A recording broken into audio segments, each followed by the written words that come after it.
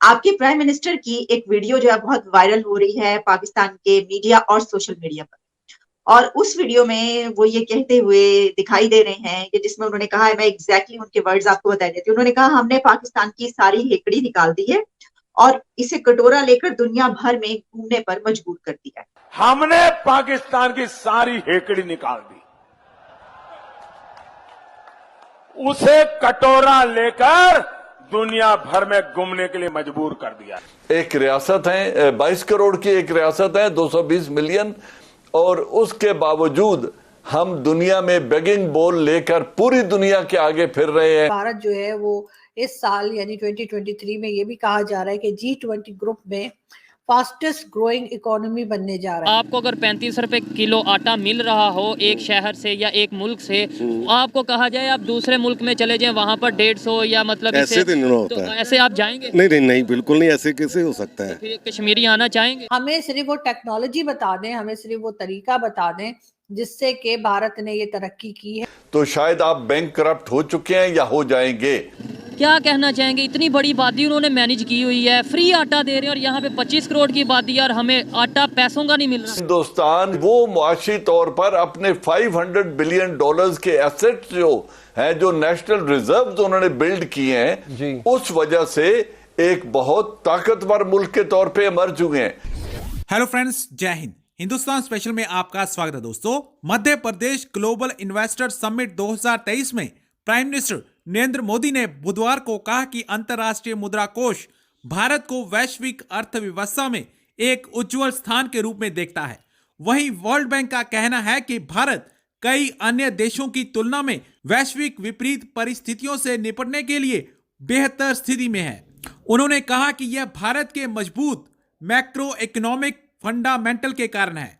इसके साथ ही prime minister Modi ने यह भी कहा कि आर्थिक सहयोग और विकास संगठन OECD ने कहा है कि भारत इस साल G20 समूहों में सबसे तेजी से बढ़ती हुई अर्थव्यवस्थाओं में शामिल होगा।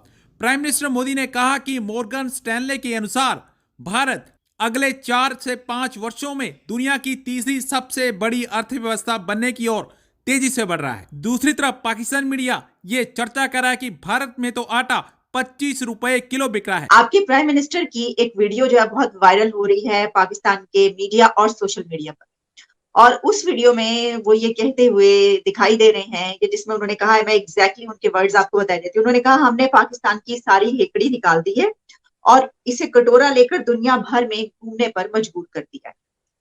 तो बल्कि आप जरा रुकिए, मैं एक चंद सेकंड की है, मैं इसको प्ले भी कर देती हूँ। हमने पाकिस्तान की सारी हेकड़ी निकाल दी, उसे कटोरा लेकर दुनिया भर में घूमने के लिए मजबूर कर दिया। जी, ये आपने देख ली, ये वीडियो बहुत वायरल हो रही है, व्हाट्सएप ग्रुप्स में घूमती घूमती हम तक भी पहुंच चुकी है। और बल्कि मैं देख रही हूँ कि इसको खास तौर पर जो पीटीआई के सपोर्टर्स हैं वो भी इसको कर रहे हैं, वो हुकूमत को जरा थोड़ा टीज करने के लिए कि देखें आप, क्योंकि आपको पता है हम वो लेने के लिए वहां पर डोनर्स की ये कॉन्फ्रेंस हुई। तो सुमी जी, मेरा सवाल आपसे ये है कि हम तो ये समझ रहे थे कि हम खुद ही इतने नाअहल हैं, इतने निकम्मे नल्ले सबके सब जो है वो 75 ईयर्स में जो है कुछ कर ही नहीं सके। हमें पता ये चला ये तो साजिश जो है वो आपकी तरफ से हो रही है। सर, इतना बुरा किया क्यों किया फिर हमारे साथ आपने ऐसा? देखिए, आलिया जी, शो पे बुलाने के लिए धन्यवाद। देखिए, इंसान जो भी करता है अपने कर्मों से करता जो पाता है, जो जैसे उसके कर्म होते हैं। अगर आप पेड़ बबूल का लगाओगे, गुलाब तो उगेंगे नहीं। तो जाहिर सी बात है। देखिए, जो आपने भारत के खिलाफ टेररिज्म किया, जो आपने बोला will bleed India by 1000 cuts, जो हमेशा पॉलिसी रही है डिवाइड एंड रूल, बम धमाके करवाना, लोग को मरवाना है, जहादी भेजना, ये पाकिस्तान की स्ट्रेटजी रही है, जिनको आप नॉन स्टेट एक्टर्स कहते थे। अब ये जब चीजें हुई तो आपका नारा था will bleed India by 1000 cuts, हमारा नारा था विल डिप्लोमेटिकली आइसोलेट पाकिस्तान। हमने बोला विल डिप्लोमेटिकली आइसोलेट पाकिस्तान, पर हमने कोई हार्म करने नहीं किया। We are not trying to harm Pakistan, but हाँ, डिप्लोमेटिक आइसोलेशन में आप बहुत ज्यादा आइसोलेट हो गए, क्योंकि आपकी फॉरेन पॉलिसीज कॉम्प्रोमाइज्ड, आपकी फॉरेन पॉलिसीज कॉम्प्रोमाइज, आपकी इकोनॉमिक पॉलिसीज कॉम्प्रोमाइज, आपका इकोनॉमिक विजन नहीं है, आपका कोई ब्लूप्रिंट नहीं है। आपके 5 साल का ऑब्जेक्टिव क्या, अगर मैं आपसे पूछा जवाब नहीं दे पाएंगे। 10 साल का ऑब्जेक्टिव क्या, नहीं पूछूंगे। अगर मैं बोलूँ 11 इंडस्ट्री ऐसी बताइए जिसकी दुनिया को जरूरत है, पाकिस्तान के लिए, आप नहीं बता पाएंगे। Why does world need Pakistan? आप नहीं बता पाएंगे how much is Pakistan contributing to the world economy and how is it relevant? You will not tell. आप ये जो जबरदस्ती उम्मा के लीडर बनते हैं, भाई हम उम्मा के लीडर है, हमारा सारा, हम इस्लामिक वर्ल्ड के डिफॉल्ट लीडर है। आपसे ज्यादा मुसलमान तो भारत में रहता है, पाकिस्तान से ज्यादा मुसलमान भारत से रहता है। इवन एक इजिप्ट के प्रेसिडेंट थे फारूक साहब, उन्होंने एक बार बोला यार लगता है कि 14 अगस्त को ही इस्लाम का जन्म हुआ, तो उससे पहले तो इस्लाम था ही नहीं। ये तो मुसलमान मुल्क है ना, ये आपको ऐसे कहते हैं। तो जब ये चीजें हो रही है और आप ये आतंकवाद को एक स्टेट पॉलिसी बना के चला रहे हो, इससे आप दुनिया को कंट्रोल करोगे, तो हमें क्या करना, हमें आपके यहाँ आके आपको नुकसान नहीं करना, but in our national interest will try to diplomatically isolate Pakistan. Isolate कैसे करेंगे? लोगों को बता के क्या हो रहा क्या नहीं हो रहा, वो चीज करने में हम सफल हो गए। I take credit for this, हाँ हम सफल हो गए। बट जो आप मेन चीज जिसके कारण आप literally you become useless is because of your own karma. मैं आपके 50 चीज ऐसे गिना सकता हूँ where Pakistan has literally failed. आपकी फॉरेन पॉलिसी क्या है जी? कुछ भी नहीं। आपकी फॉरेन पॉलिसी, जो हिंदुस्तान का दुश्मन है वो मेरा दोस्त है। जब दुश्मन कभी अगर अमेरिका हो तो अमेरिका दोस्त है, चाइना दोस्त है, और कल को आप बोल मैं कि कल को अगर ईरान दुश्मन हो जाए, बोले ईरान मेरा दोस्त है। दूसरी फॉरेन पॉलिसी है जी आपकी, मैं हिंदू हेट्रेड, गजवा हिंद, कातिल, काफिर, गाजी, गजनवी, ये 4-5 चीजों पे ये घूमता है। ये तीसरा पिलर है। एक वल्नरेबिलिटी बन गई है कि अगर आप उसको सहारा नहीं देते तो शायद आप बैंक करप्ट हो चुके हैं या हो जाएंगे। लेकिन देखें ये डिफिकल्टीज इंडिया को क्यों फेस नहीं होती, जो अभी मोहतरमा फरमा रही थी कि जी रशिया तो हम पर पहले भी हमलावर होने वाला था, फिर भी हमलावर हो जाएगा। क्यों हमलावर हो जाएगा? कि कब हमला किया है रूस ने पाकिस्तान के ऊपर? बात यह है कि